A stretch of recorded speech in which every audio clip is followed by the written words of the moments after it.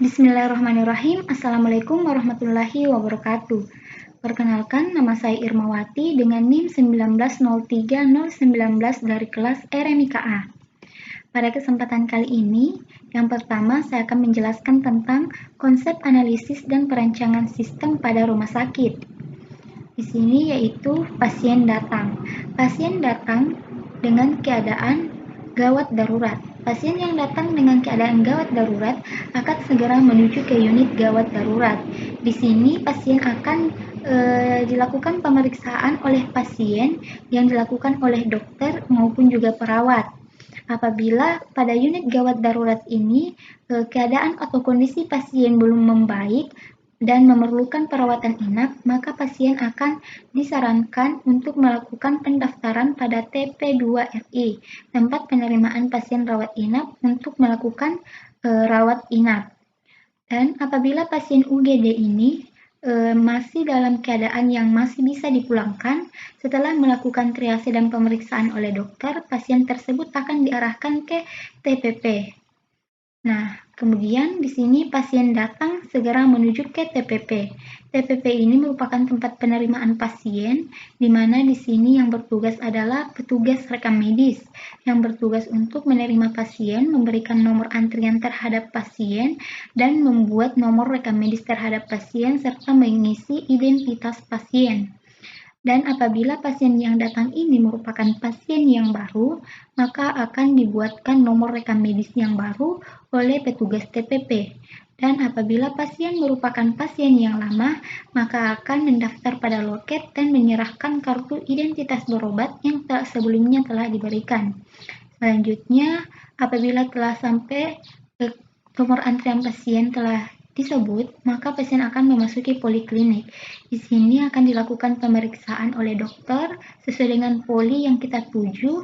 Di sini terdapat dokter dan perawat, di mana dokter bertugas untuk mendiagnosa pasien dan perawat sebagai partner dari dokter. Apabila dalam pemeriksaan poliklinik ini dokter masih belum mendiagnosa, masih memerlukan pemeriksaan penunjang untuk mendapatkan diagnosa yang tepat, maka akan dilakukan tindakan penunjang berupa laboratorium, radiologi, dan hemodialisa. Nah, laboratorium ini merupakan salah satu instalasi di rumah sakit yang merupakan pelayanan penunjang yang bertujuan untuk membantu diagnosa dokter dalam menentukan risiko terhadap suatu penyakit dan menentukan prognosis atau perjalanan suatu penyakit. Kemudian selanjutnya yaitu radiologi ini merupakan ilmu kedokteran yang mempelajari tentang teknologi pencitraan dengan menggunakan elektromagnetik maupun gelombang mekanik guna memindai bagian tubuh manusia untuk mendeteksi suatu penyakit. Radiologi ini bisa berupa CT scan, X-ray, USG, MRI, dan lain-lain sebagainya. Kemudian selanjutnya yaitu hemodialisa, merupakan proses pembersihan atau penyaringan darah menggunakan mesin untuk sementara membersihkan tubuh dari zat yang berbahaya yang sebenarnya dilakukan oleh ginjal. Nah, pada poliklinik ini, apakah pasien masih perlu dirawat atau tidak? Apabila pasien tidak perlu dirawat, maka pasien akan menuju ke apotik untuk menebus resep yang telah diberikan oleh dokter. Apabila pasien masih memerlukan perawatan inap, maka pasien akan diminta untuk menuju ke TP2RI untuk melakukan pendaftaran rawat inap. Setelah melakukan pendaftaran rawat inap, pasien akan memasuki ruang perawatan untuk melakukan perawatan, dan apabila dalam perawatan tersebut pasien masih memerlukan pemeriksaan penunjang, maka akan diarahkan menuju laboratorium, radiologi, dan hemodialisa. Dan apabila telah ada resep yang diberikan oleh dokter, maka pasien atau keluarga pasien menuju ke apotik untuk menebus resep obat, setelah itu ke kasir, dan apabila pasien telah membaik, maka pasien sudah bisa dipulangkan. Selanjutnya yaitu karakteristik sistem pada rumah sakit.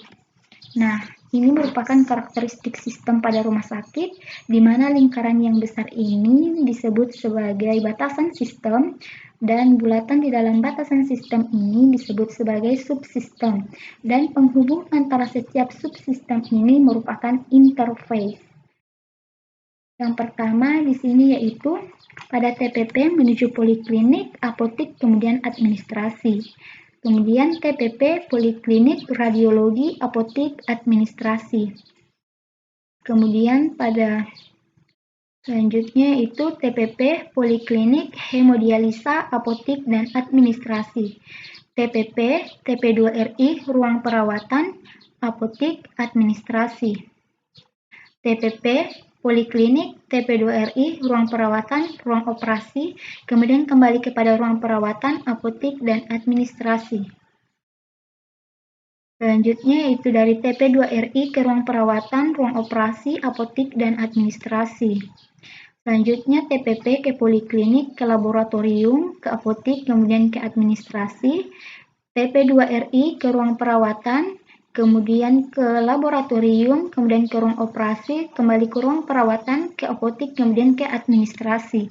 Selanjutnya itu dari TP2RI, kemudian ruang perawatan, TP2RI, kemudian ke radiologi, ke ruang operasi, kemudian kembali ke ruang perawatan, kemudian ke apotik, dan ke administrasi. TP2RI ke ruang perawatan, ruang operasi, apotik, dan administrasi. Kemudian TP2RI, ruang perawat. Kemudian mohon maaf dari UGD, kemudian ke TP2RI, ke ruang operasi, dan ke apotik. Selanjutnya itu dari UGD ke TPP, kemudian apotik, dan administrasi. Nah, ini merupakan interface dari karakteristik sistem pada rumah sakit. Nah, selanjutnya yang ketiga yaitu diagram konteks pada sistem rumah sakit. Diagram konteks pada sistem rumah sakit ini yaitu di mana ada input dan output. Yang pertama pada TPP, yaitu inputnya yaitu informasi data pasien pada sistem informasi rumah sakit, kemudian akan menghasilkan output info login, nomor rekam medis, dan pencetakan SEP. Kemudian pada rawat inap, inputnya yaitu resume medis, kemudian outputnya yaitu tentang data-data pasien. Kemudian pada laboratorium, inputnya dari sistem informasi rumah sakit yaitu info data rujukan laboratorium, outputnya yaitu hasil dan jenis pemeriksaan laboratorium. Kemudian pada administrasi, yaitu inputnya itu data pendapatan rumah sakit dan outputnya adalah tarif pelayanan pasien. Kemudian pada ruang operasi, inputnya itu hasil operasi dan outputnya adalah informasi data rujukan operasi. Kemudian selanjutnya yaitu radiologi. Pada radiologi, inputnya itu hasil radiologi, outputnya adalah informasi data rujukan radiologi.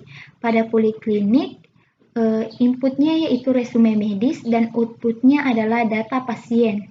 Kemudian pada UGD, inputnya adalah resume medis, outputnya adalah data pasien. Pada apotik, inputnya yaitu info resep dan obat dokter, outputnya yaitu resep obat. Kemudian hemodialisis, inputnya yaitu hasil radiologi dan outputnya adalah informasi data rujukan hemodialisa. Nah, demikianlah video saya pada kesempatan kali ini. Kurang dan lebihnya mohon dimaafkan. Saya akhiri dengan ucapan wassalamualaikum warahmatullahi wabarakatuh.